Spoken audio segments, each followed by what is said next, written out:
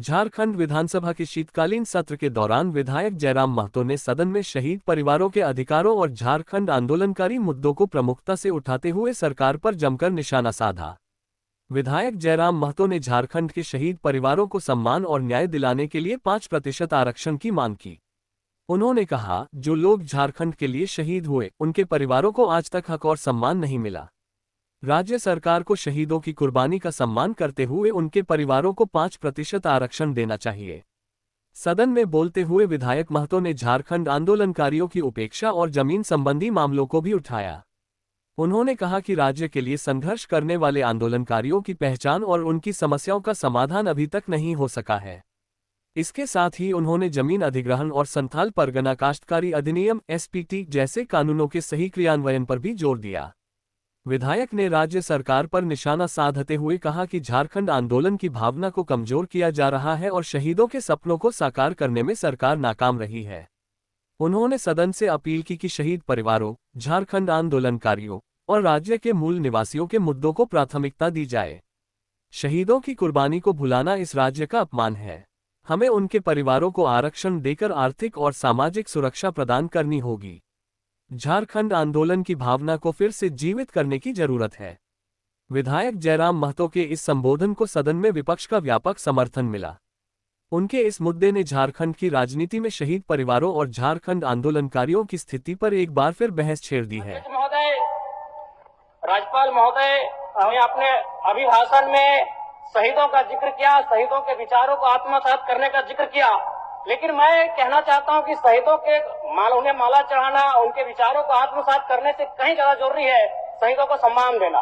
मैं एक झारखंड, चूंकि माननीय मुख्यमंत्री भी झारखंड आंदोलनकारी के सुपुत्र, आज वो मुख्यमंत्री हैं, मैं भी एक झारखंड आंदोलनकारी का बेटा हूं, आज मैं विधायक के रूप में आपके बीच हूं, लेकिन आज असंख्य झारखंड आंदोलनकारी के परिवार है जो छत विक्षत हो चुका है। इसलिए मैं चाहता हूं जिस प्रकार ST आरक्षण, OBC आरक्षण और SC आरक्षण, EWS आरक्षण के साथ झारखंड आंदोलन की लड़ाई लड़ने वाले आंदोलनकारियों के परिवार को, आश्रितों को 5% आरक्षण की व्यवस्था की जाए, ये मैं सदन से मांग करता हूं। अध्यक्ष महोदय, सदस्य जयराम जी बोलिए, बोलिए, बोलिए, आप बोलिए।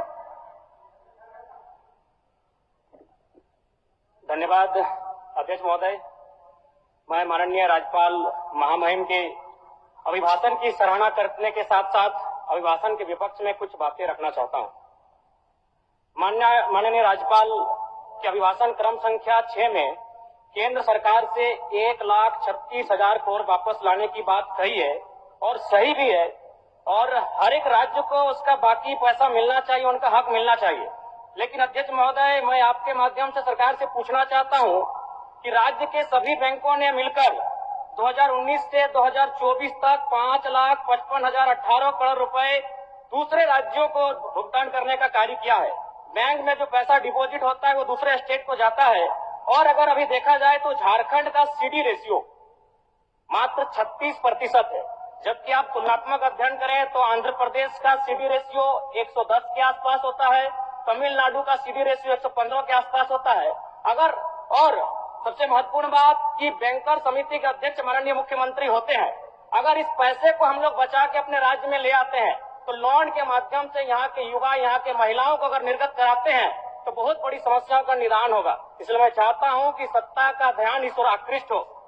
मैं आगे, अध्यक्ष महोदय, राज्यपाल महोदय ने अपने अभिभाषण में शहीदों का जिक्र किया, शहीदों के विचारों को आत्मसात करने का जिक्र किया, लेकिन मैं कहना चाहता हूं कि शहीदों के उन्हें माला चढ़ाना, उनके विचारों को आत्मसात करने से कहीं ज्यादा जरूरी है शहीदों को सम्मान देना। मैं एक झारखंड, चूंकि माननीय मुख्यमंत्री भी झारखंड आंदोलनकारी के सुपुत्र, आज वो मुख्यमंत्री हैं, मैं भी एक झारखंड आंदोलनकारी का बेटा हूं, आज मैं विधायक के रूप में आपके बीच हूं, लेकिन आज असंख्य झारखंड आंदोलनकारी के परिवार है जो छत विक्षत हो चुका है। इसलिए मैं चाहता हूं जिस प्रकार ST आरक्षण, OBC आरक्षण और SC आरक्षण, EWS आरक्षण के साथ झारखंड आंदोलन की लड़ाई लड़ने वाले आंदोलनकारियों के परिवार को, आश्रितों को 5% आरक्षण की व्यवस्था की जाए, ये मैं सदन से मांग करता हूं। अध्यक्ष महोदय, थोड़ा सा और समय लूंगा। अब हो गया जयराम, जब सरकार का उत्तर होना है, अब सरकार फिर बाद में फिर सेकंड पारी में मौका मिलेगा। मान्यवर 30 सेकंड, मान्यवर 30 सेकंड। चलिए बोल लीजिए।